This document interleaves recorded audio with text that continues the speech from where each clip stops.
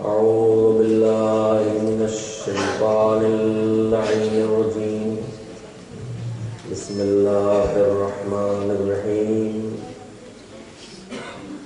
الحمد لله رب العالمين والعاقبة للمتقين والجنة للمؤمنين والنار للملحدين، والصلاة والسلام على سيد الأنبياء والمرسلين سيدنا ونبينا وشفيعنا أبي القاسم محمد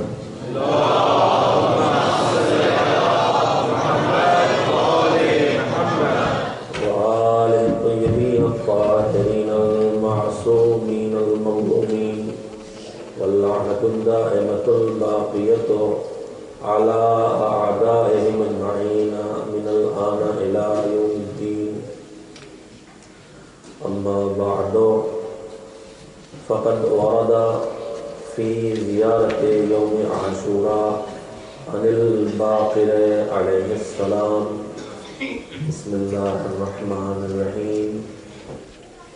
اللهم اجعلني في مقامي هذا ممن تناله منك صلوات ورحمة ومغفرة.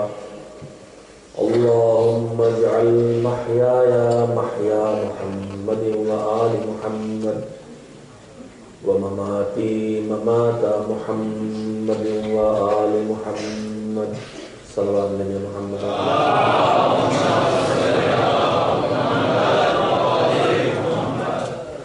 پروردگار، تو نے ہمیں حسینی ہونے کی توفیق دی، حسین کی معرفت عطا کی، اور ان کی محبت کا حق ادا کرتے ہوئے ان کو یاد کر کے ان کی زیارت کرنے اور ان کو سلام کرنے کی توفیق دی ہے. تو مالک اس مرحلے میں اور اس منزل میں مجھے اس لائق کر دے، اور میرے اوپر یہ بھی کرم فرما کہ مجھے اپنی رحمتوں سے نواز، اپنے کرم اور اپنے فضل عطا کر، اور اپنی مغفرت اور اپنی بخشش سے محروم نہ فرما. اور میرے مالک، میری زندگی کو محمد و آل محمد علیہ السلام کی زندگی بنا دے، اور میری موت کو محمد و آل محمد علیہ السلام کی موت جیسی موت کر دے. میں اپنی زندگی اس طرح بسر کروں کہ میری زندگی میں ان کی حیات طیبہ کی جھلکیاں دکھائی دیں، اور مجھے موت آئے تو وہ موت ان کی موت کی طرح سے عظمتوں والی ہو. جینا بھی ہے تو ان کی طرح، اور مرنا بھی ہے تو ان کی طرح. یہ مومن کے دل کی تمنا ہونا چاہیے. اور اگر اس مسئلے کی طرف توجہ نہیں ہے تو اس مسئلے کی طرف ہمیں خود معصومین متوجہ کر رہے ہیں کہ تم یہ دعا کرو کہ تمہاری زندگی اہل بیت کی زندگی جیسی ہو. کل میں نے آپ حضرات کی خدمت میں یہ بات کہی تھی کہ فاصلہ بہت بڑا ہے، لیکن اس فاصلے کو طے کرنا ناممکن اس لیے نہیں ہے کہ یہ کام ہمیں تنہا اپنی طاقت کے بنیاد پہ نہیں کرنا ہے. کوشش ہمیں کرنا ہے، سہارے ادھر سے ملنا ہے. کوشش کے لیے ہمیں اہل بیت علیہ السلام کی تعلیمات سے، ان کی سیرت سے، ان کے کردار سے سیکھنا بھی ہے اور اسے اپنانا بھی ہے. موضوع گفتگو اسی مناسبت سے آپ کے سامنے جو رکھا گیا وہ یہی تھا کہ زندگی کے مسائل اور اہل بیت علیہ السلام کے تعلیمات. اس سلسلے میں نے اپنی گزارش اب تک جو پیش کی ہے اس کے 2 حصے رکھے ہیں.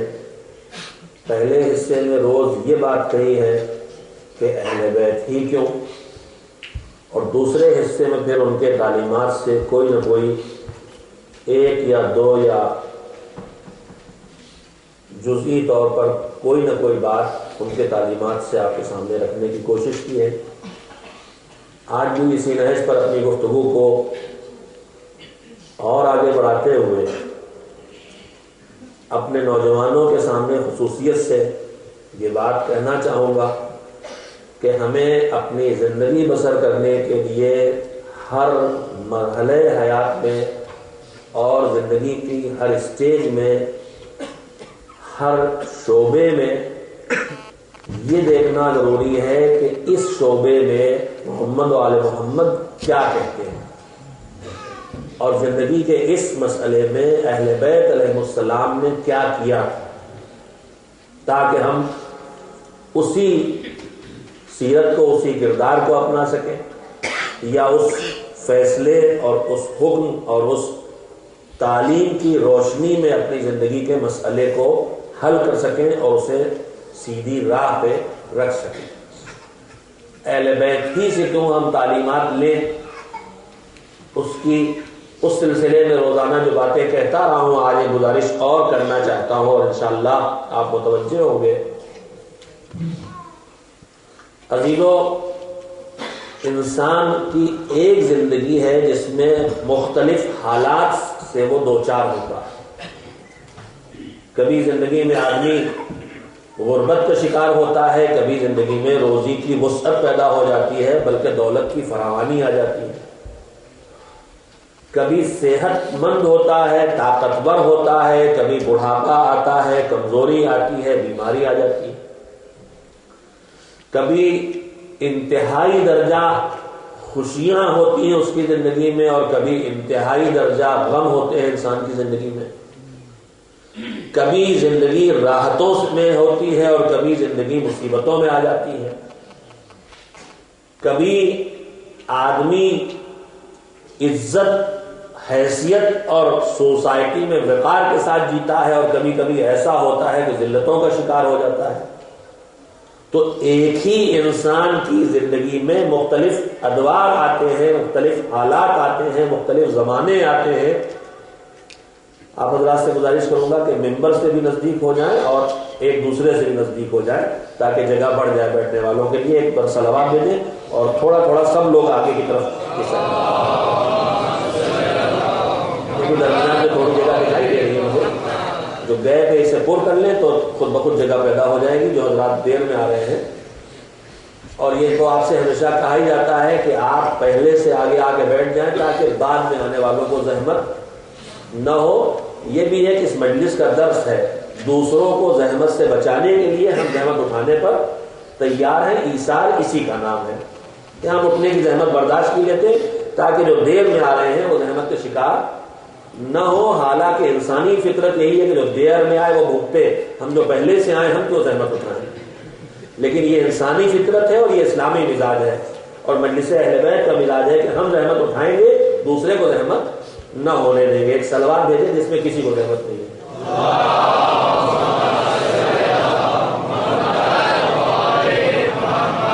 تو ایک انسانی زندگی ہے جو مختلف حالات سے دوچار ہوتی ہے، اور ایک انسان ان حالات سے متاثر ہوئے بغیر نہیں رہ سکتا۔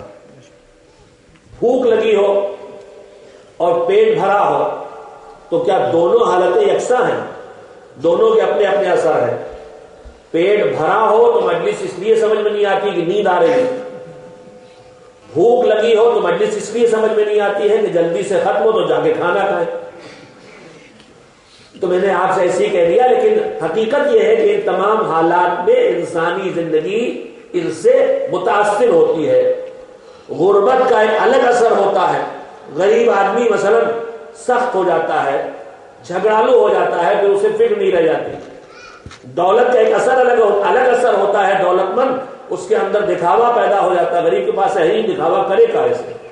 اس کے اندر دولت مند ہو گیا، فراوانی آ گئی، دکھاوا شروع ہو گیا، ناز نخرے شروع ہو گئے۔ کل تک کسی فرش میں بیٹھتے تھے، پیروں میں درد نہیں ہوتا تھا، ان سے نہیں کہہ رہا ہوں جو بزرگی کی وجہ سے، لیکن ذرا پیسہ آ گیا تو اب انہیں کرسی والی مجلس چاہیے۔ تو یہ تبدیلیاں حالات کے تحت زندگی میں انسان کے آتی ہیں.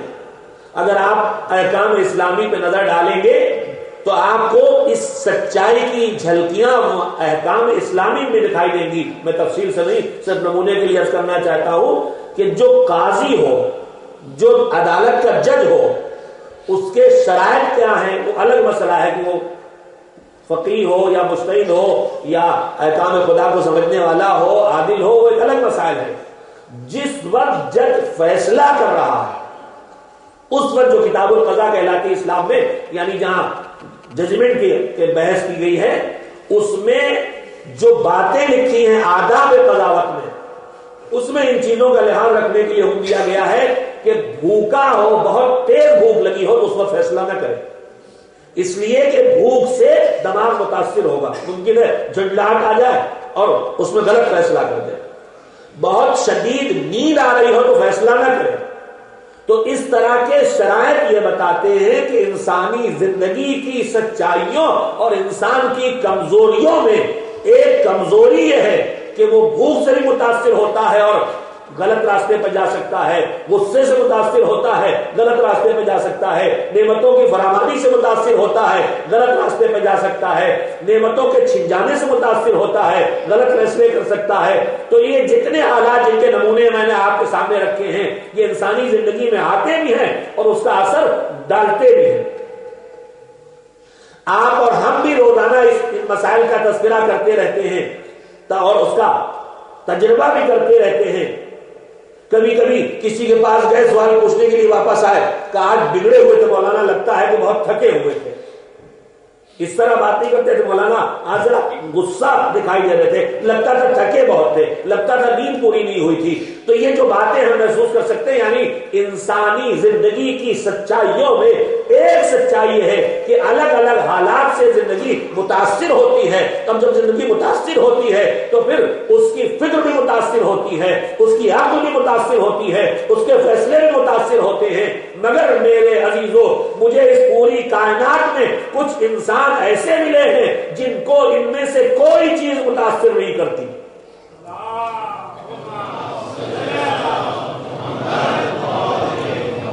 اگر وہ بھوکے ہوں تو بھی ان کے فیصلے نہیں بدلتے، اگر وہ پیاسے ہوں تب بھی ان کے فیصلے نہیں بدلتے، اگر ان سے نعمتیں چھینی جائیں تب بھی ان کی راہ میں تبدیلی نہیں آتی ہے. مجھے یہ صرف اور صرف محمد اور آل محمد علیہ السلام دکھائی دیے کہ جن کی زندگی حالات سے متاثر نہیں ہوتی ہے. تو میں نے کہا میں ان کے پاس کیوں جاؤں کہ اگر غلط وقت پہ چلا گیا تو غلط راہ مل جائے گی. میں ان کے پاس کیوں نہ جاؤں جو حالات سے کبھی متاثر نہیں ہوا کرتے ہیں، تخت حکومت پہ بیٹھے ہوں تب بھی وہی فیصلہ کریں گے، بوریے میں بیٹھے ہو تب بھی وہی فیصلہ کریں گے.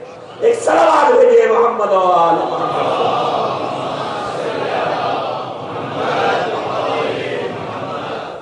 ان کی زندگی حالات آتے جاتے ہیں ان کی زندگی میں بھی، لیکن انہیں صراط مستقیم سے ہٹا نہیں سکتے.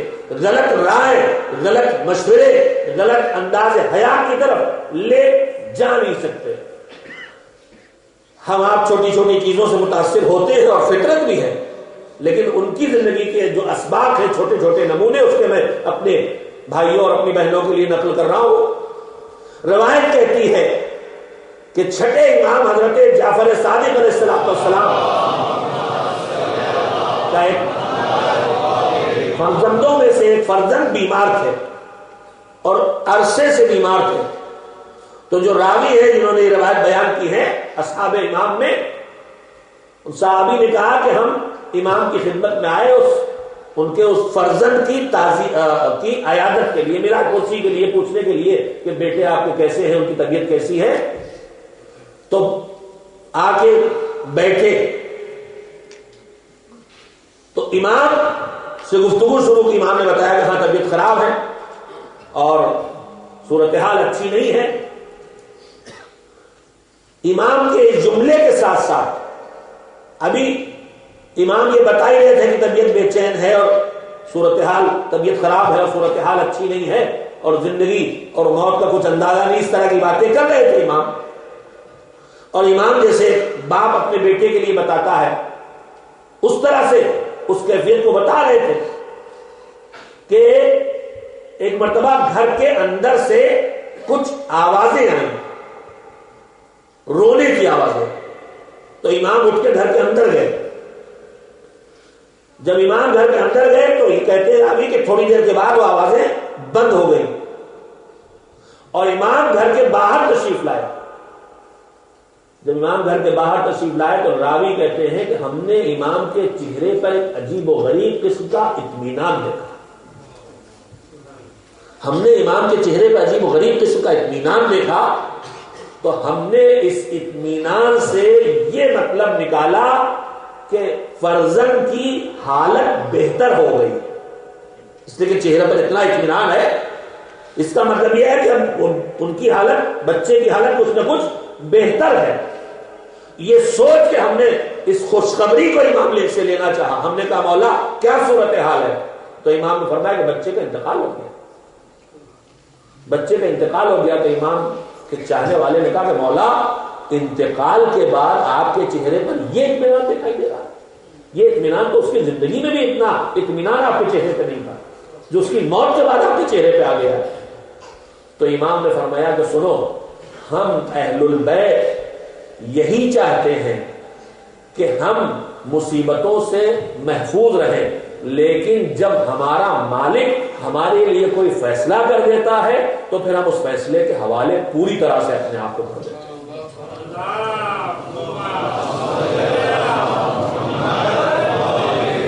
میں نے زندگی کے مسائل اور تعلیمات اہل بیت کے ضمن میں یہ تذکرہ آپ کی خدمت میں اس لیے کیا ہے کہ یہ دنیا ہمیشہ آپ کی اور میری مرضی کے مطابق نہیں چلے گی، ہمیشہ وہی نہیں ہوگا جو ہم چاہتے ہیں، ہمیشہ وہی نہیں گزرے گا جو ہماری تمنا اور خواہش ہے۔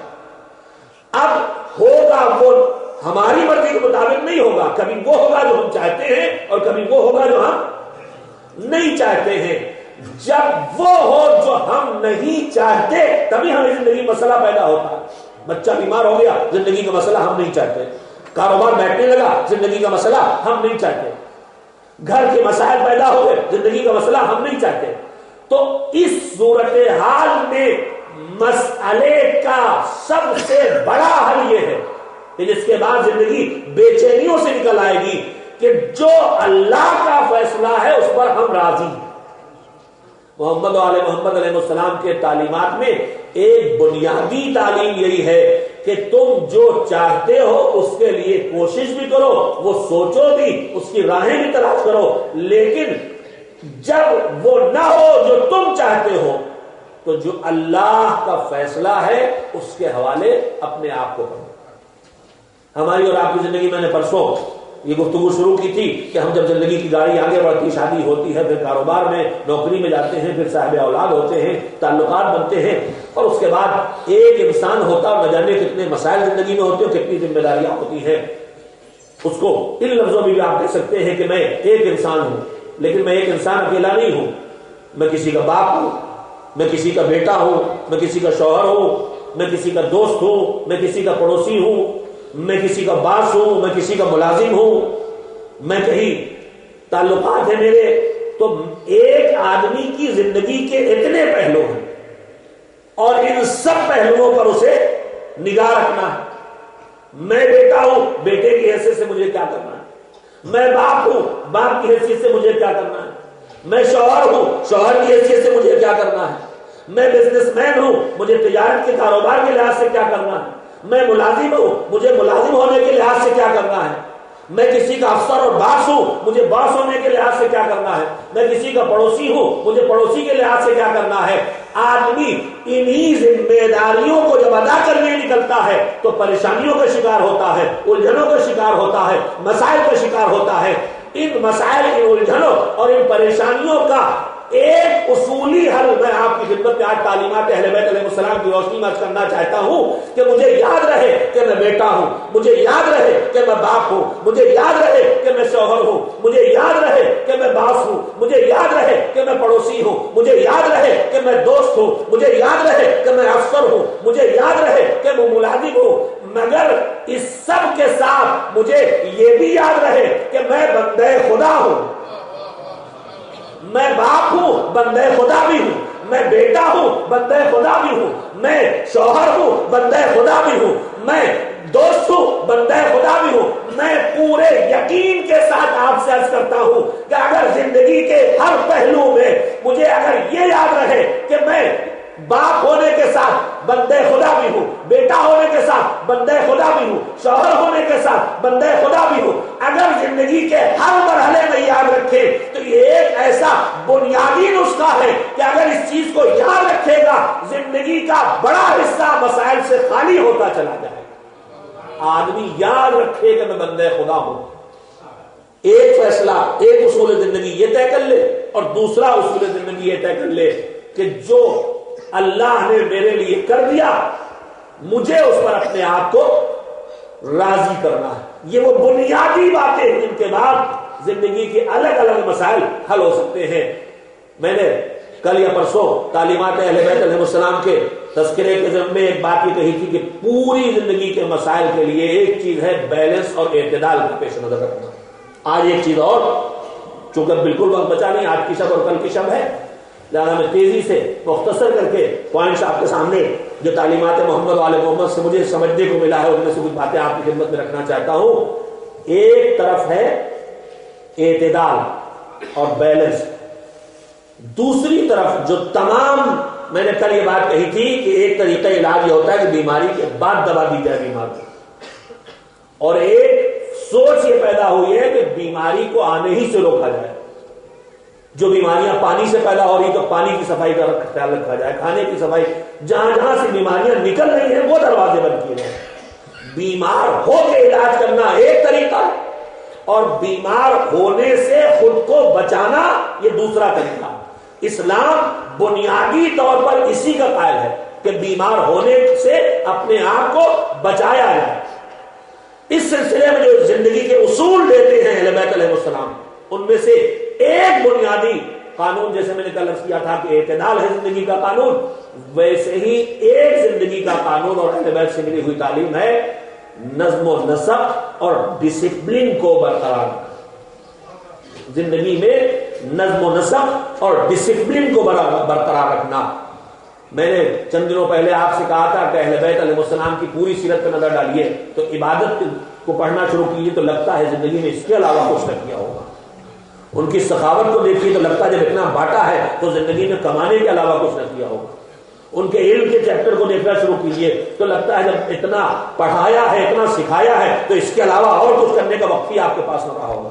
تو جس خوبی اور جس کمال اور جس ہنر پہ نظر ڈالیے لگتا ہے اس کے علاوہ کچھ نہ کیا ہوگا، لیکن جب پوری زندگی پڑھیے تو پتہ چلتا ہے کہ ان میں سے سب کچھ کیا ہے انہوں نے۔ اسی زندگی میں جو کیا، جتنی زندگی ہماری اور آپ کی بلکہ ہم سے چھوٹی زندگیاں تھیں ان کے پاس، کوئی 25 سال، کوئی 28 سال، کوئی 40 سال، حد سے حد 67 سال، 67 سے زیادہ کسی کو زندگی نہیں ملی، شہید کر دیے گئے۔ اس زندگی میں جب مسائل ہم سے کئی گنا زیادہ تھے، انہوں نے جو کچھ کیا اس میں معجزات نہیں شامل تھے۔ وہ اگر غریبوں کو پیسہ تقسیم کر رہے تھے تو اس کے لانے کا ذریعہ معجزہ نہیں تھا کہ وہ مٹی کو ہاتھوں میں لے کے سونا بنائیں اور بانٹ دیں غریبوں میں، ایسا نہیں۔ پیسہ لانے کا وہی ذریعہ تھا جو دنیا میں رائج، تجارت کرنا، کھیتی کرنا، جو بھی ذریعے جو عام طریقے ہیں حیات کے، وہی طریقے اپنا کے انہوں نے بھرپور زندگی بسر کی، اور وہ ساری زندگیاں ذمہ داریاں جو کام انسان ادا کرتا ہے ان کے ادا کرنے کے ساتھ ساتھ اس سے زیادہ بھرپور زندگی بسر کی ہے۔ جو ان کی زندگی کی بنیادی اصول تھے ان میں سے ایک نظم و نسق تھا۔ یہ نظم و نسق اور ڈسپلن کیا کرتا ہے، میرے بچے بھی بات کو سمجھ لیں۔ ہم کھانا کھاتے ہیں، بہت سے بچوں کو بریانی پسند ہوگی، بریانی کیسے تیار ہوتی ہے؟ بریانی اس لیے تیار ہوتی ہے کہ جتنا گھی ہے اتنا ڈالا جائے، جتنا نمک چاہیے اتنا ڈالا جائے، جتنی مرچ چاہیے اتنی ڈالی جائے، جتنا مسالہ چاہیے اتنا ڈالا جائے۔ جب اس کو سلیقہ دیا جاتا ہے، ترتیب دی، اچھا یہ سب چیزیں اتنی ڈالی جائے تو کیا پک جائے گا؟ ہمارے قوم میں جب ہم پڑھنے گئے ہیں تو ہم سے ایک سینئر طالب علم تھے جو اس وقت اچھے علماء میں ہیں، اہل علم ہیں، کینیڈا میں ہے۔ وہ جب قوم پڑھنے آئے تو وہاں کھانا آنا اس وقت ہم لوگ نہیں ملتا تو اپنے ہاتھوں سے پکڑنا پڑتا تھا، تو ان کو ایک دن ضرورت ہوئی کہ انڈا تل لیں اپنے لیے کھائیں، تو انڈا تل، اتنا تجربہ تو آپ سب کو ہوگا ہی کہ انڈا کیسے تلا جاتا ہے۔ کڑھائی میں پہلے تیل ڈالیے پھر انڈا توڑ کے ڈالیے. انہوں نے کیا پہلے انڈا توڑ کے ڈال دیا پھر تیل ڈالا تو چپک کے جل گیا. تو دونوں چیزیں پڑی تو مگر جل کیوں گیا؟ اس لیے کہ جس نظم و نسق جس ترتیب اور ڈسپلن سے ہونا چاہیے تھا وہ ڈسپلن برقرار نہیں رہا. ہم کھڑے ہو جائیں بریانی پکانے کے لیے تو پہلے ہم چاولوں کو ابال لیں پانی میں پھر اس کے بعد اس میں گھی ڈال دیں. ایسا کچھ کریں تو تیار ہوگا؟ نہیں. میں اور آپ سے پوچھتا ہوں یہی غذا پیٹ میں جاتی ہے, یہی غذا ماں کے پیٹ میں جا کے بچے کو دودھ کی شکل میں ملتی ہے. یہ کیسے ملتی ہے؟ یہ الہی ڈسپلن اور الہی نظم و نسق تو ہے. اسی کے ذریعے تو تبدیل ہو کے آتی ہے. آپ یہ گفتگو کر رہے ہیں مجلس میں بیٹھے فرشیدہ پہ بیٹھے ہوئے ماشاءاللہ سے فرشیدہ پہ ایک باوقار مجلس ہے. تو یہ مجلس کیسے ہو گئی؟ اس لیے کہ جتنے لوگ ہیں وہ منظم طریقے پر ڈسپلن کے ساتھ بیٹھے ہیں تو مجلس ہے. ابھی اس میں 2 آدمی ادھر منہ کر لے, 3 ادھر کر لے, 1 ادھر کر لے, یہ مجلس رہ جائے گی. جہاں ڈسپلن ہے, جہاں نظم و نسق ہے, وہاں سلیقہ ہے, وہاں نتیجہ ہے. لیکن اسی ڈسپلن کو آپ سے چھین لیا جائے ابھی تو ابھی یہ بھیڑ بن جائے. سڑک پہ لوگ چلتے رہتے ہیں لیکن یہی لوگ جب منظم ہو گئے کہ پیچھے چلتے ہیں سلیقے چلتے تو یہی جلوس بن جاتا اور یہی بکھر جائے تو یہی بھیڑ بن جاتی. تو بکھر گئے تو بھیڑ بن گئی, منظم ہو گئے تو نماز مسافر کے پیچھے پڑھ رہے ہیں 4 رکعت نماز, 2 رکعت نماز سب ساتھ ساتھ پڑھتے ہیں. جماعت کا ڈسپلن آپ کو دکھائی دیتا ہے. اور اس کے بعد جہاں امام کا ساتھ چھوٹا ڈسپلن چھوٹا, کوئی رکوع میں, کوئی سجدے میں, کوئی قیام میں, کوئی قعود میں تبدیلیاں آ جاتی نہیں. کوئی اٹھ رہا ہے, کوئی بیٹھ رہا ہے, کوئی کچھ کر رہا. تو ڈسپلن کے ذریعے نتیجہ سامنے آتا ہے. زندگی کے اصولوں میں ایک اہم اصول یہ ہے کہ زندگی میں نظم و نسق اور ڈسپلن ہو. مذہب کے وہ احکام جنہیں ہم بطور عبادت انجام دیتے ہیں, وہ سارے کام اگر آپ ان میں غور کریں گے تو ان احکام خدا میں تمام جگہوں پر آپ کو مسلسل ڈسپلن دکھائی دے گا. نماز صبح کب سے کب تک, نماز ظہر کب سے کب تک, نماز عصر کب سے کب تک, مغرب عشاء کب سے کب تک, شب کب سے کب تک, روزہ کب سے کب تک, حج کب شروع ہوگا, کب ختم ہوگا, کس مہینے میں ہوگا. اگر ان تمام اعمال پہ آپ نظر ڈالیں تو اس میں ایک نظم و نسق اور ایک ڈسپلن کی تعلیم دی جاتی ہے. اور پروردگار فکس کر دیتا تھا, کر سکتا تھا, مگر ہمارے کیلنڈر کو اس نے فکس نہیں کیا تاکہ روز نماز کے اوقات دیکھ لیے ان کو تو سورج سے جوڑ دیا جو روز اوپر نیچے ہو رہا. روز ہمیں فکر ہو آج ظہر کا وقت کب آئے گا, آج صبح کا وقت کب آئے گا, آج جمعے کا وقت کب آئے گا, آج مغرب کا وقت کب آئے گا. اور اوقات نماز سورج سے جوڑ دیے پروردگارہ. پھر جیسے اوقات نماز جوڑ دیے سورج سے ویسے ہی مہینے بھی سورج سے جوڑ دیے ہوتے, کم سے کم وہی فکس ہو جاتا. کہنے فکس تو ہو جاتا ہے لیکن تم کاہل ہو جاتے. ہم چاہتے ہیں کہ تم ہر وقت چوکنا رہو, کب تاریخ شروع ہو رہی, کب مہینہ ختم ہو رہا, کب آ رہا, کب جا رہا, کب وقت آ رہا, کب جا رہا, کب وقت ہو رہا, کب جا رہا ہے. ہر وقت چوکنا رہو. یہ چوکنا رکھ کے حتیٰ کہ آپ نماز کے احکام پہ نظر ڈالیں.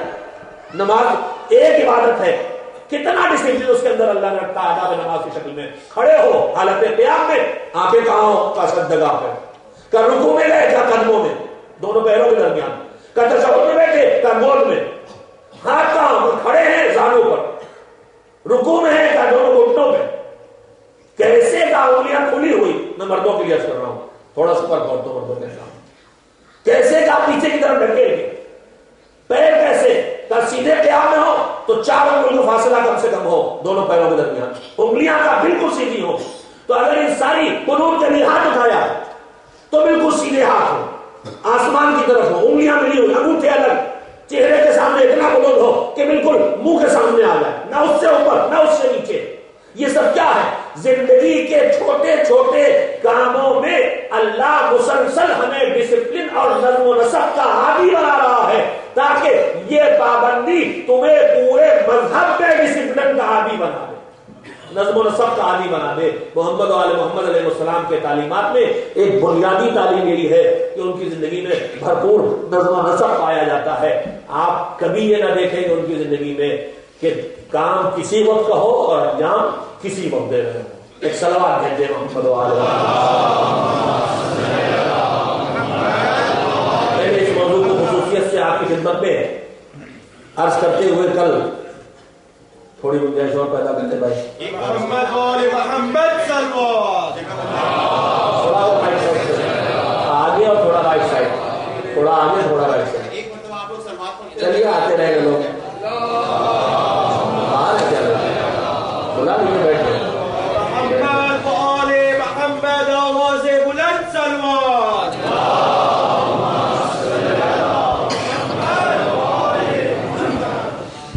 میں جلدی ایسے تفسیروں سے تکراری ہوتی مجھے یہ پتا ہے، لیکن میرے عزیزوں اس سے بہتر نہ جگہ ہے سیکھنے کی، نہ اس سے بہتر وقت ہے سیکھنے کا۔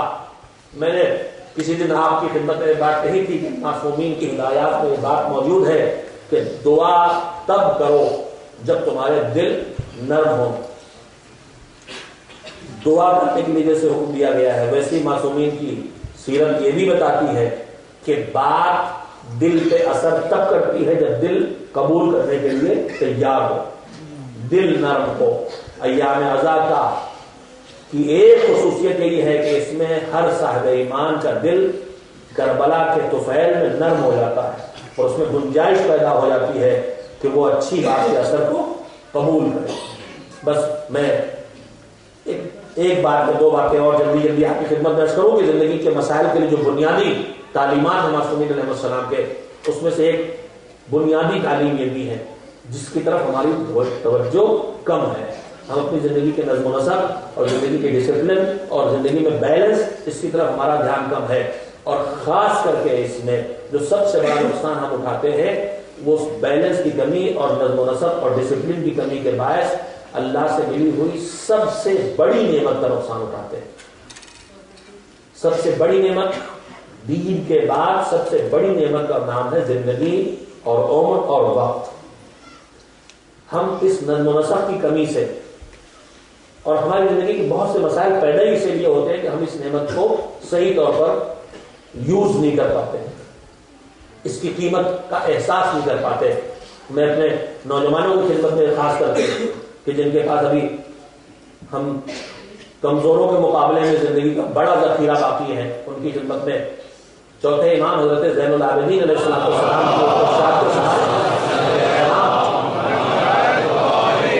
منتقل کرنا چاہتا ہوں۔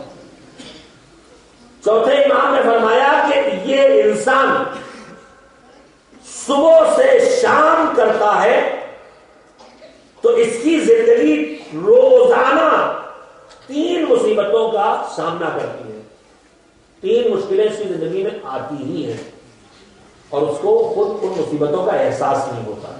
امام نے فرمایا کہ اگر ان 3 مصیبتوں کا احساس کر لے جس کا روزانہ سامنا کرتا ہے تو پھر اس کے ان 3 مصیبتوں کے سامنے اور ان 3 مشکلوں کے سامنے دوسری ہر مشکل اسے ہلکی لگے گی۔ امام نے 3 مشکلیں کیا نہیں؟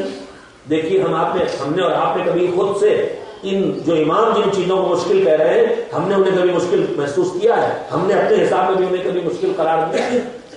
امام نے فرمایا کہ پہلی مشکل انسانی زندگی میں یہ آتی ہے کہ وہ صبح سے شام کرتا ہے تو روزانہ 1 قدم آخرت سے نزدیک ہو جاتا ہے۔ یہ حقیقت ہے۔ ہم جتنی بھی زندگی لے کے آئے ہیں، جتنی زندگی آگے بڑھ رہی ہے، ہم آخرت سے نزدیک ہو رہے ہیں۔ ٹھیک ہے، اچھا آخرت سے نزدیک ہو رہے ہیں تو اس میں مشکل کیا ہے، اس میں مصیبت کیا ہے؟ امام نے فرمایا کہ صبح سے شام نہیں کرتا، 1 قدم آخرت سے نزدیک ہو جاتا ہے اور یہ اس کی زندگی کی ایک بڑی مصیبت اگر محسوس کرے۔ مصیبت یہ ہے کہ آخرت سے تو نزدیک ہو جاتا ہے مگر اسے یہ پتا نہیں ہوتا کہ جنت سے نزدیک ہو رہا ہے کہ جہنم سے نزدیک ہو رہا ہے۔ امام نے کہا اگر اس کا احساس کر لے اس ایک دشواری کا تو دنیا کی دوسری مشکلیں سے مقابلے میں اسے ہلکی لگیں گی۔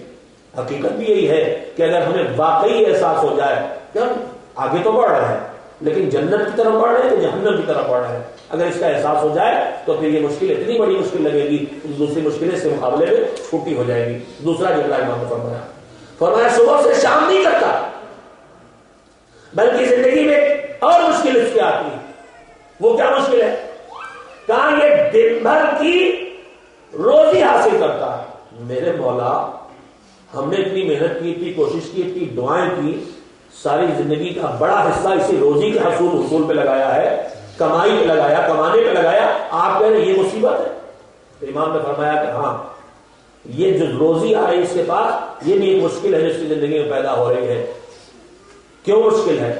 امام نے فرمایا اس لیے کہ روزی آ رہی ہے تو دو ہی راستوں سے، میرے جوان خصوصی توجہ دیں گے، دو ہی راستوں سے آ سکتی ہے، یا حلال کے راستے سے آئے گی یا حرام کے راستے سے آئے گی۔ ٹھیک ہے، بالکل سچ مولا، روزی آ رہی ہے تو یا حلال کے راستے سے آئے گی یا حرام کے راستے سے آئے گی، مگر مولا چلیے حرام کے راستے سے روزی آئے تو مصیبت ہے، لیکن حلال کے راستے سے روزی آئے تو کیا مصیبت ہے؟ تو امام نے فرمایا پہلے بات تو سنو پوری۔ امام نے فرمایا کہ صبح سے شام کرتا ہے تو روزی حاصل کرتا ہے، اور یہ روزی بھی اس کی زندگی میں ایک مشکل ہے۔ کیوں مشکل ہے؟ اس لیے کہ یا حلال کے راستے سے آئے گی یا حرام کے راستے سے آئے گی۔ امام نے فرمایا وفی حلالہا حساب وفی حرامہا عقاب۔ امام نے فرمایا روزی چاہے حلال سے آئے چاہے حساب سے آئے، دونوں طرف مشکل ہے۔ حرام سے آئے تو سامنے ہے کہ اس پر عذاب کا سامنا کرنا پڑے گا، حلال سے بھی آئے تو بھی مشکل پیدا ہو رہی، اس لیے کہ اس کا بارگاہ الہی میں حساب دینا پڑے گا۔ تو جو ہم روزی لے رہے ہیں، اور روزی خالی پیسے کا نام نہیں ہے، روزی خالی تنخواہ کا نام نہیں ہے، روزی وہ وقت ہے جو ہمیں مل رہا ہے، روزی وہ طاقت ہے جو ہمیں مل رہی ہے، روزی وہ خوبصورتی اور جسم ہے جو ہمیں مل رہا ہے، روزی وہ رگوں میں دوڑتا ہوا خون ہے جو ہمیں مل رہا ہے، روزی ہمیں وہ سمجھ ہے جو ہمیں ملی ہوئی ہے، روزی ہماری وہ عقل ہے جو ہمیں ملی ہوئی ہے، روزی ہماری وہ اولاد ہے جو ہمیں ملی ہوئی ہے، روزی وہ معاشرے میں عزت ہے جو ہمیں ملی ہوئی ہے، روزی وہ دین اور دین کا شعور ہے جو ہمیں ملا ہوا ہے، روزی وہ محمد و آل محمد کی محبت ہے جو ہمیں ملی ہوئی ہے۔ تو یہ ساری کی ساری چیزیں، یہ سب کی سب روزی ہیں۔ حرام راستے سے آئیں تو آفت ہی آفت، عذاب ہی عذاب ہے، اگر حلال راستے سے بھی آ رہی ہیں تو اللہ کی بارگاہ میں حساب دے۔ رسول اکرم حضرت محمد مصطفیٰ صلی اللہ علیہ وسلم سکھانے کے لیے ایسے نمونے یہ حضرات پیش کیا کرتے تھے۔ ایک مرتبہ روایت کہتی ہے انہوں نے جناب ابو ذر اور جناب سلمان دونوں کو 2 درہم یا 3 درہم دیے اور کہا یہ تمہارے ہیں، جیسے چاہو خرچ کرو۔ جناب ابو ذر صاحب عیال تھے، بچے تھے، ان کی بیوی تھی، بچے تھے، لے گئے اور جا کے انہوں نے کچھ سامان ومان، نمک روٹی جو بھی خریدا ہو، جناب ابو ذر کیا خریدیں گے؟ یہی سب خریدے، نمک روٹی، اس سے آگے جانے والے بھی تھے۔ خریدا بچوں کے لیے، ان کو کھلایا۔ جناب سلمان کے پاس اولاد نہیں تھی، کوئی تنہا زندگی تھی، جو پیسے رسول اللہ سے ملے غریبوں میں بانٹ دیے۔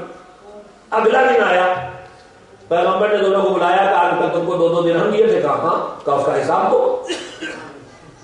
ایک بات اپنے بھائیوں سے، اپنی بہنوں سے کہہ دوں جن کے ابھی نوجوان اور کم سن بچے ہیں، کہ جب جناب رسول اکرم بھی سلمان و ابو ذر جیسے معتمد لوگوں کو کچھ دیتے ہیں تو پلٹ کے حساب مانگتے ہیں۔ تربیت اولاد میں ایک بڑا حصہ یہ ہے کہ آپ بچے کو جیب خرچ دیں، لیکن اس سے یہ پوچھتے رہیں کہ کہاں خرچ کیا، تاکہ وہ بے قابو ہو کہ حرام راستوں پہ جانے کی گنجائش اس کے یہاں پیدا نہ ہو۔ بچپن سے آپ حساب کی عادت رکھیں گے تو وہ حرام راستوں پہ نہیں جا سکے گا، اور جب نوجوانی تک آپ اس کی حفاظت کر لیں گے تو اس کی زندگی کے اصول خود بخود طے ہو جائیں گے، اور جب وہ باپ کے حساب دینے کا عادی ہو جائے گا تو اللہ کے حساب دینے کے لیے بھی تیار ہو جائے گا۔ پیغمبر نے کہا حساب لا، دونوں نے کہا حساب دینے میں کیا پریشانی، لیے حساب، کہا ایسے نہیں۔ حکم دیا روٹی پکانے کا توا، کوئی پتھر کا ٹکڑا، کوئی لوہے کا ٹکڑا، مجھے نہیں معلوم تفسیر کی آدمی نے کی روایت کی، وہ منگوایا، کہا آگ جلاؤ، اس پہ پتھر یا وہ لوہے کا ٹکڑا رکھ دیا گیا۔ جب وہ خوب تپنے لگا تو کہا اس پہ کھڑے ہو کے حساب دو۔ تو جناب سلمان نے قدم آگے بڑھایا، قدم رکھا، اس میں کہا انفقت فی سبیل اللہ، جو آپ سے ملا تھا اللہ کی راہ میں خرچ کر دیا۔ اردو میں کہنے مجھے دیر لگی، انفقت فی سبیل اللہ چھوٹا ہے لفظ، اردو میں لاتے لاتے بڑا ہو گیا۔ انفقت فی سبیل اللہ، اللہ کی راہ میں خرچ کر دیا۔ ایک آدھے سیکنڈ کا، 1 سیکنڈ کا جملہ، اور واپس توے سے پیر نیچے۔ جناب ابو ذر جی جھکنے لگے۔ رسول اللہ نے کہا کیا بات ہے، حساب کیوں نہیں دیتے؟ کہا پیغمبر اتنا چھوٹا میرا حساب نہیں ہے، میں نے اس سے گھر کا سامان خریدا بچوں کے لیے۔ اب وہ ظاہر بتائیں گے اتنے کی روٹی لی، اتنے کی کھجور لی، اتنے نمک لیا، تو اتنی دیر میں پیر کا کیا حال ہو جائے، ظاہر ہے۔ تو پیغمبر نے کہا کہ میں اپنے نوجوانوں کو جو سنانا چاہوں یہ، پیغمبر نے کہا میں تمہیں یہ بتا دینا چاہتا ہوں کہ میدان قیامت میں جب اللہ کی بارگاہ میں حساب دینا ہوگا تو وہاں کے حالات اس سے زیادہ سخت ہوں گے حساب دینے کے، لہذا اس کے لیے تیاری کی۔ تو میرے عزیزو، یہ زندگی کی واقعی مشکلیں ہیں جن کی طرف معصومین ہمیں متوجہ کر رہے ہیں۔ روزی اللہ کی نعمت بھی ہے، لیکن اس روزی کو اگر ہم نے اللہ کے احکام کی روشنی میں حاصل نہیں کیا یا اللہ کے احکام کی روشنی میں خرچ نہیں کیا تو یہ عذاب کا سبب بن جائے گی، ورنہ حساب تو دینا ہی دینا ہے۔ یہ دوسری مصیبت، ایک سلوات بھیجیں تو حدیث کو مکمل کرو آپ کے ساتھ۔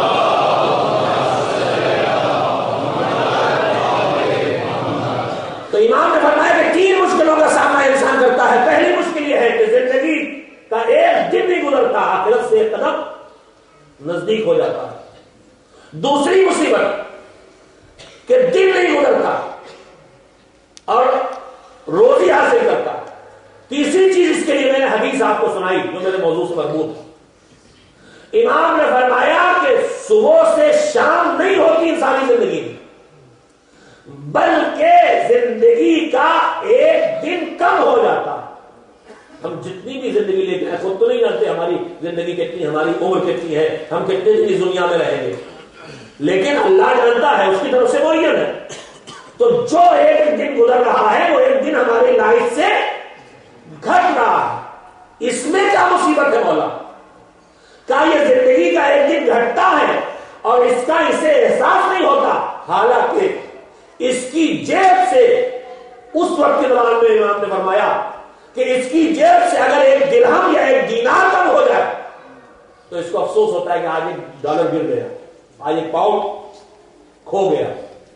یہ انسانی فطرت ہے کہ اگر ہماری جیب سے پاؤنڈ 2 پاؤنڈ کا سکہ بھی گر جائے تو مرحوم کا ایک آدھ بار پلٹ کا خیال آتا ہی ہے، لیکن صبح سے شام کو کتنی مرتبہ ہم بیٹھ کے روئے اور پچھتا ہے کہ یار آج کا ایک دن اور کم ہو گیا، آج زندگی ایک دن اور کم ہو گیا۔ ہم تو سال کا ہونے پہ تالیاں بجاتے ہیں، کیک کاٹتے، مٹھائیاں کھلاتے، لوگوں خوشی مناتے ہیں، واہ واہ ہماری زندگی ایک سال کم ہو گیا۔ امام کہہ رہے ہیں کہ بیٹھ کے رو کے دن ایک گھٹ گیا، خوشیاں نہ مناؤ کہ ایک سال زندگی میں کم ہو گیا۔ اب اندازہ لگائیے کہ تعلیمات اہل بیت ہم سے کیا کہہ رہے ہیں اور ہم کیا کر رہے ہیں۔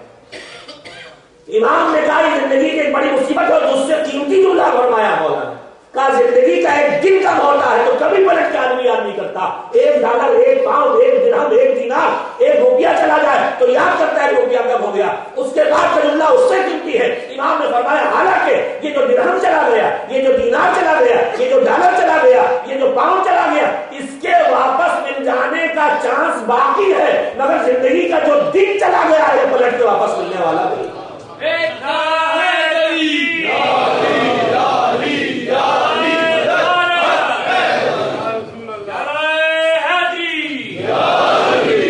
لہذا اس زندگی کی جتنی قدردانی ممکن ہے وہ کرنے کی ضرورت ہے، اور اس کے لیے 2 بنیادی اصول ہیں۔ ایک، بیلنس رکھنا، اپنی خواہشات، اپنے ضروریات، اپنے تعلقات، اپنی ذمہ داریاں، اپنے حقوق، اللہ کی عبادت، لوگوں سے رشتے، روزی کی کمائی، ان سب کو بیلنس رکھنا، اور دوسرے زندگی میں ڈسپلن رکھنا۔ میں اپنی بات کو ختم کروں اس لیے کہ وقت ختم ہو رہا، باقی گزارش جو تھوڑا سے وقت کل بچے گا اس میں آپ کی خدمت میں رکھوں گا میرے عزیزوں۔ اور میں نے ساری باتیں، یہ بنیادی باتیں ہیں زندگی بسر کرنے کے سلیقے سے متعلق، اصول حیات کے متعلق، وہ جو اہل بیت علیہ السلام سے ہمیں سیکھنے کو ملی ہے۔ ہم اپنی زندگی کا کتنا حصہ بغیر کسی مصرف کی گزار دیتے ہیں، بس آخری بات سنیں۔ امام نے فرمایا ہے کہ میدان قیامت میں جب آدمی اللہ کی بارگاہ میں جائے گا، ابھی میں نے بتایا کہ حساب دینا پڑے گا اللہ کی نعمتوں کا، اس میں سے ایک زندگی، یہ عمر اور یہ وقت بھی ہے جس کا حساب دینا پڑے گا، اس ٹائم کا حساب دینا پڑے گا۔ اگر میں خدا نہ خواستہ اس مجلس میں 1 گھنٹہ آپ سے صرف اس لیے باتیں کرتا رہا کہ میری واہ واہ ہو جائے، نعرے لگ جائیں، میری مجلس اچھی کہلائے، تو مجھے اپنی 1 گھنٹے کی زندگی کا حساب نہیں دینا پڑے گا، اس پورے مجمع کی 1 گھنٹے کی زندگی جو میں نے لی ہے بے مقصد بھی ہے، اپنی واہ واہ کے لیے مجھے اس کا حساب بھی دینا پڑے گا، مجھے اس کا حساب دینا پڑے گا۔ مجھے منبر پہ آنے سے پہلے یہ سوچنا ہوگا کہ میں یہ جو سینکڑوں گھنٹے سینکڑوں مومنین کی زندگی کے لے رہا ہوں تو کل بارگاہ خدا میں مجھ سے سوال ہوگا تم نے 1 گھنٹے کا وقت ان کا دیا تو ان تک کیا پہنچایا. مجھے اور آپ کو سب کو حساب دینا. اب جو زندگی کا حساب دینا ہے تو روایت کہتی ہے، امام کہتے ہیں کہ 3 طرح کے وقت ہو گئے کو انسانی زندگی. ہم نے پوری زندگی بسر کی ہے، اس پوری لائف کو 3 حصوں میں تقسیم کیا ہے. کا زندگی کے ایسے وقت کا ایک وقت ایسا حساب ہوگا، زندگی کچھ حصے کا حساب ایسا ہوگا کہ جب وہ حساب بندے کے ہاتھ میں آئے گا اور دیکھے گا تو اس میں اتنا ثواب، اتنی جزا، اتنا کچھ اس میں لکھا ہوگا کہ اس کو دیکھ کے، اس وقت حساب کو دیکھ کے وہ اتنا خوش ہو جائے گا. امام کا جملہ سنیے کہ اپنی ہی زندگی کے ایک حصے کا حساب دیکھ کے اتنا خوش ہو جائے گا کہ اگر اس کی خوشی کو سارے جہنم والوں پہ تقسیم کر دیا جائے، بانٹ دیا جائے تو سارے جہنم والے تھوڑی دیر کے لیے اپنی مصیبت بھول جائیں. ایک انسانی زندگی کے ایک حصے کا حساب جب اسی کے سامنے آیا تو ایسی خوشی کا احساس کرے گا کہ جہنمیوں پہ اگر وہ خوشی بانٹ دی جائے تو تھوڑی دیر کے لیے وہ غم، وہ تکلیف، وہ مصیبت جہنم والے کا احساس مٹ جائے گا. امام نے فرمایا لیکن جب زندگی کے دوسرے حصے کا حساب آئے گا تو اسے دیکھ کے اسے اتنی تکلیف ہوگی، اتنی اذیت ہوگی کہ اگر اس کی اس تکلیف اور اس کی اس اذیت کو سارے جنت والوں پہ بانٹ دیا جائے تو جنت والے ساری نعمتوں کے باوجود تھوڑی دیر کے لیے تکلیف کا شکار ہو گئے. اتنی تکلیف ایک اکیلے آدمی کو ہوگی اپنی زندگی کسی ایک حصے کا حساب دے. اور اس کے بعد امام نے فرمایا کہ زندگی کا تیسرا حصہ وہ ہوگا جس کا حساب جب سامنے آئے گا تو یہ بیٹھ کے پچھتائے گا، پچھتاتا رہے گا کہ کاش میں نے یہ نہ کیا. تو امام سے پوچھا گیا مولا یہ 3 قسمیں جو وقت کی آپ نے بتائی ہیں یہ کیسے وقت گزارے آدمی نے جس کے نتیجے میں یہ کیفیت پیدا ہوئی؟ تو امام نے فرمایا کہ جو میں نے یہ کہا کہ زندگی کا حساب سامنے آئے گا تو اتنی خوشی محسوس ہوگی کہ جہنم والوں میں بانٹے جائے تو جہنم والے تھوڑی دیر کے لیے اپنی مصیبت بھول جائیں گے. امام نے فرمایا زندگی کے اس وقت کا حساب ہوگا جس وقت میں اس انسان نے اللہ کی اطاعت کی ہوگی، اللہ کی عبادت کی ہوگی، کوئی اچھا کام کیا ہوگا. انسانی زندگی میں کبھی نماز پڑھی ہے، کبھی روزہ رکھا ہے، کبھی تلاوت قرآن کی ہے، کبھی ماں باپ کی خدمت کی ہے، کبھی بیوی بچوں کے لیے روزی کا انتظام کیا ہے، کبھی دوستوں کے دل خوش کرنے کے لیے ان کے ملنے کے لیے گئے ہیں، نہ جانے کے کتنے اچھے کام آدمی کرتا ہے. تو جتنے ایسا وقت زندگی کا انسان نے گزارا ہوگا کہ جس میں کسی نہ کسی اچھے کام کو کیا ہے، جب اس کا حساب سامنے آئے گا تو خوشی محسوس کرے گا. اور وہ مصیبت والا وقت کون سا ہے کہ سارے جنتی غمزدہ رنجیدہ ہو جائیں. کا زندگی کا وہ وقت جس میں انسان نے کوئی اللہ کی نافرمانی کی ہوگی، جس وقت جھوٹ بول رہا تھا اس کا حساب جب سامنے آ رہا، جس وقت گانا سن رہا تھا اس کا حساب سامنے آ رہا، جس وقت غلط راستے سے روزی کما رہا تھا اس کا حساب سامنے آ رہا، جس وقت ماں باپ کے دل کو تکلیف پہنچا رہا تھا اس وقت کا سامنے آ رہا معاملہ. تو جب اللہ کی نافرمانی میں جو وقت گزارا ہوگا اس وقت کا حساب سامنے آئے گا تو اتنی تکلیف ہوگی کہ اگر جنت بانٹی جائے تو سارے جنتی اذیت محسوس کریں گے.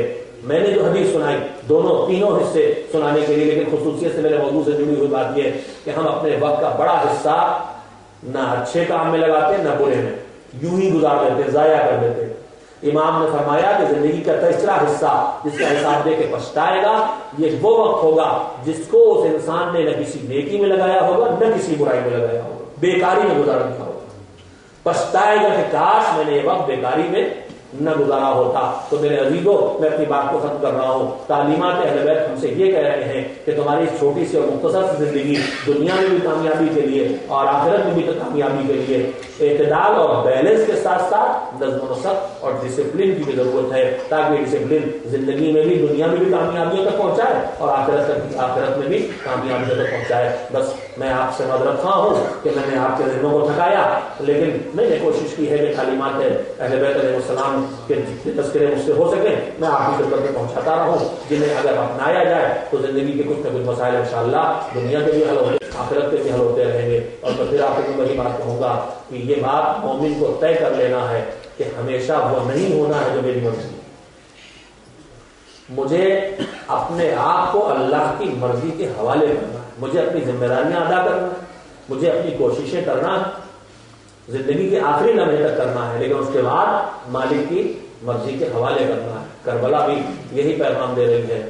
وہاں کسی نے مایوس ہو کے کوشش نہیں روکی، اگر کوشش رک گئی ہوتی تو کربلا کی جنگ دن بھر میں نہ چلتی، 1 گھنٹے میں تمام ہو گئی ہوتی، لیکن پورے کم از کم 30,000 کے لشکر سے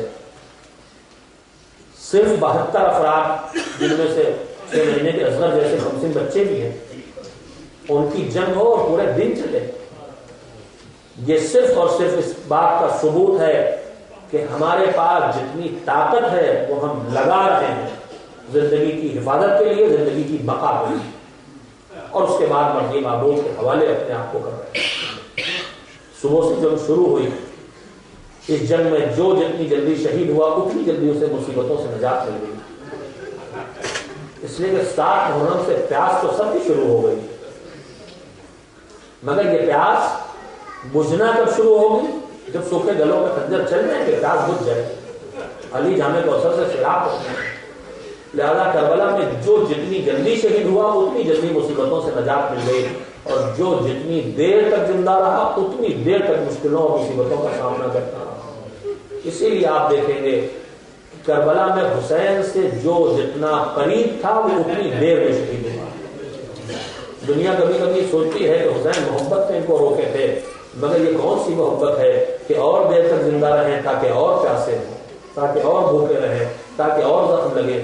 حسین امتحان دے رہے تو دکھا رہے تھے جو مجھ سے زیادہ قریب ہوگا وہ دشمنوں وہ مصیبتوں سے زیادہ مقابلہ کرے گا اور زیادہ دیر تک مصیبتوں کا سامنا کرے گا۔ اسی تسلسل کے تحت جب وہ وقت آ گیا کہ اب جوان اور برابر کے بھائی عباس کے بازو بھی حسین گئے،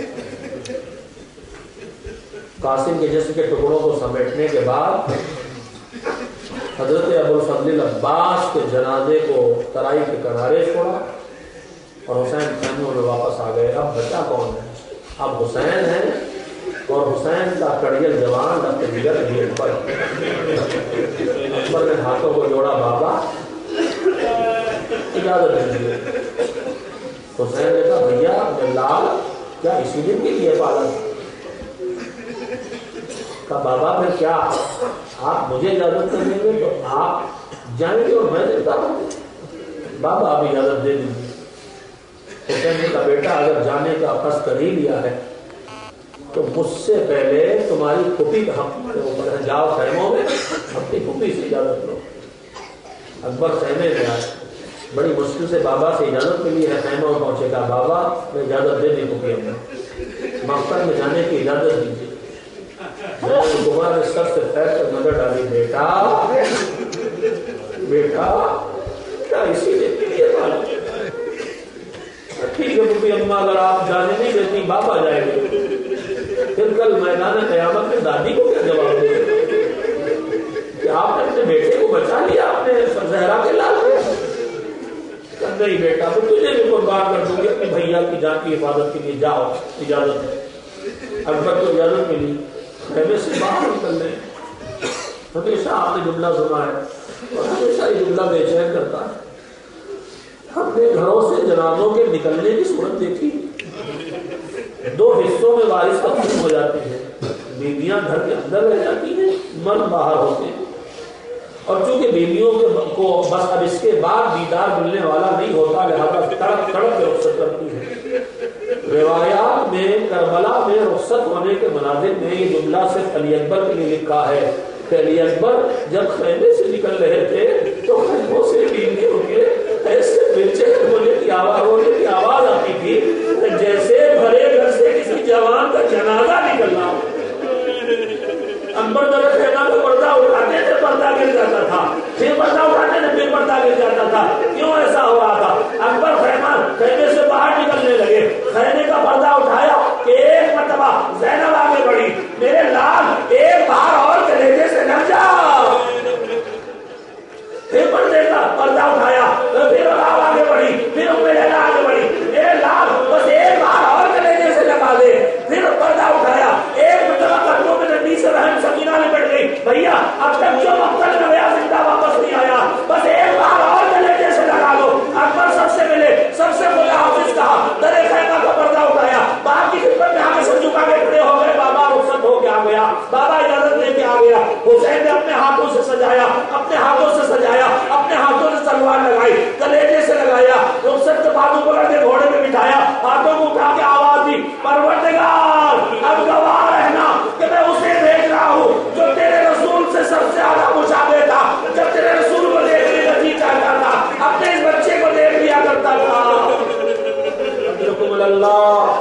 حسین کو اجازت مل گئی، اپنے ہاتھوں سے باپ نے جوان بیٹے کو گھوڑے پہ سوار کیا، صبح سے انتظار کے بعد اب اجازت ملی ہے۔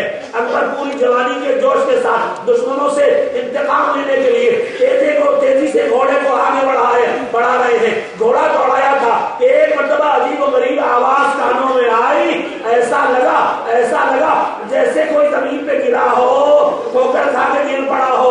اکبر نے طرف کے مڑ کے دیکھا بوڑھا باپ زمین سے اٹھا ہے، داموں سے باپ جھاڑتا ہوا۔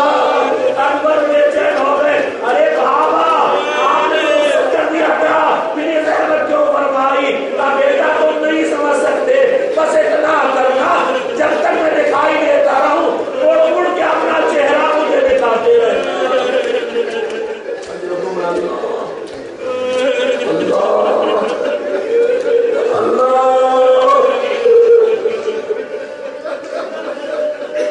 کوئی تو ہوتا جو بوڑھے باپ کا بازو پکڑ لیتا، کوئی نہیں ہے جو سارا دے تنہا حسین کلیجے پہ ہاتھ رکھے کھڑے ہیں۔ بابو علی کا لحاظ کربلا کے میدان میں پہنچ گیا، عباس کا شاگرد ہے، علی کا خون ہے رگوں میں، بھوکا ہے تو کیا ہوا، پیاسا ہے تو کیا ہوا، زخمی ہے تو کیا ہوا، مگر ہے تو علی اکبر۔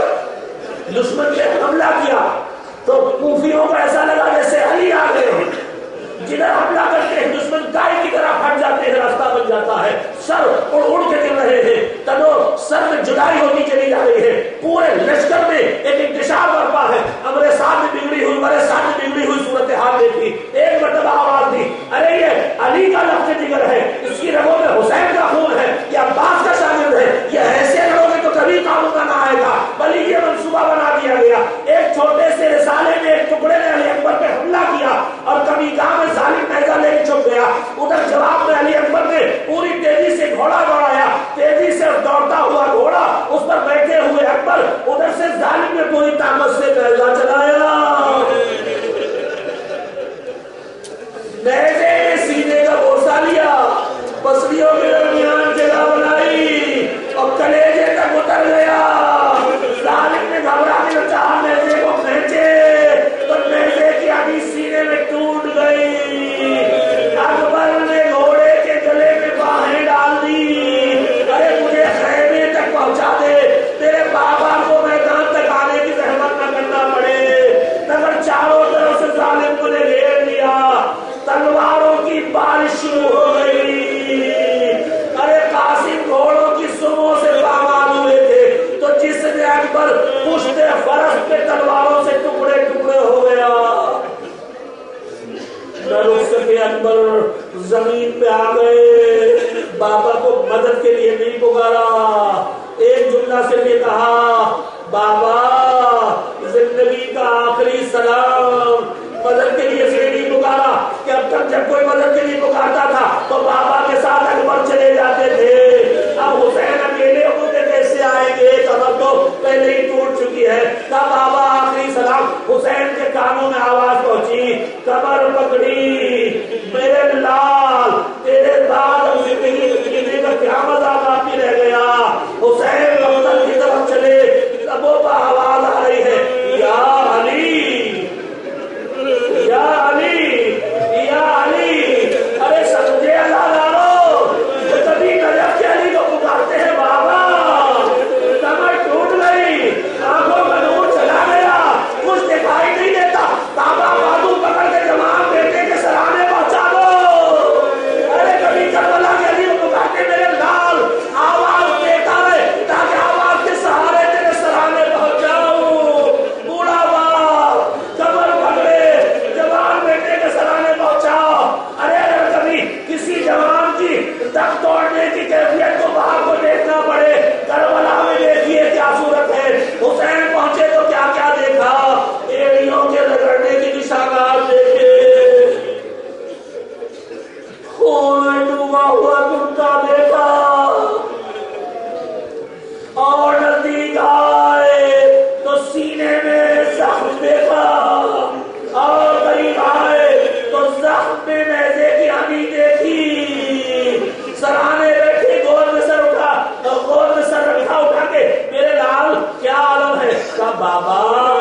دادا جامع کوثر لیے کھڑے ہیں سرانے. بابا آپ امام وقت ہیں, اس سے بہتر جانتے ہیں جوان جب تک نکلنے کا مرحلہ کیسا ہوتا ہے. بابا سینے میں نیزے کی ہڈی ہے, اگر یہ نیزے کی ہڈی نکل جاتی تو کچھ راحت ہو جاتی. ارے کربلا میں حسین لیکن کہاں چھوڑ دیا, آستین چھڑائی, زخم جگر میں ہاتھ ڈالا, اب تو یہ علی کہہ کے نیزے کی ہڈی کھینچی, وہ کلیجہ بھی ساتھ میں نکل آیا.